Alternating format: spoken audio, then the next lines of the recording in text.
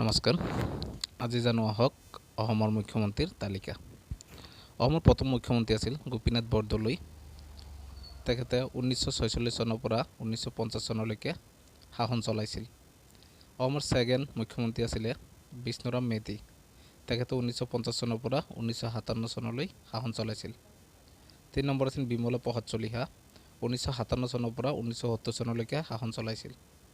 4 নম্বৰত আছে মহেন্দ্ৰ মোহন চৌধুৰী। তেখেতে 1970 চনৰ পৰা 1972 চনলৈকে শাসন চলাইছিল। 5 নম্বৰত আছে শৰৎ চন্দ্ৰ সিংহ। তেখেতে 1972 চনৰ পৰা 1978 চনলৈকে শাসন চলাইছিল। তাৰপিছত হৈছে গোলাপ বৰবৰুৱা। তেখেতে 1978 চনৰ পৰা 1979 চনলৈকে শাসন চলাইছিল। তাৰপিছত আছে যোগেন্দ্ৰ নাথ হাজৰিকা।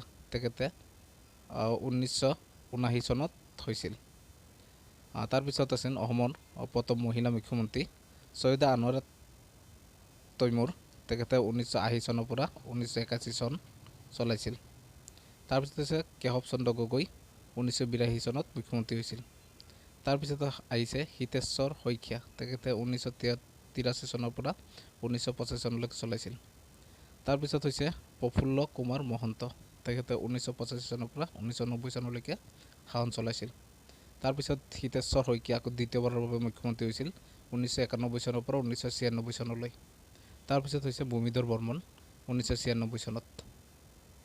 তাৰপিছত প্ৰফুল্ল কুমাৰ মহন্ত দ্বিতীয়বাৰ মুখ্যমন্ত্ৰী হৈছিল 1996 চনৰ পৰা 2001 চনলৈকে। তাৰপিছত 2001 চনৰ পৰা 2016লৈকে তৰুণ গগৈয়ে অসমৰ শাসন কাৰ্য চলাইছিল। তেখেত আছিল দীঘলীয়া সময়ৰ মুখ্যমন্ত্ৰী।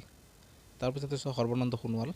তেখেতে 2016 পৰা 2021লৈকে শাসন চলাইছিল। তাৰপিছত হিমন্ত বিশ্ব শৰ্মা 2021 পৰা 2025লৈকে শাসন চলাইছিল। ধন্যবাদ।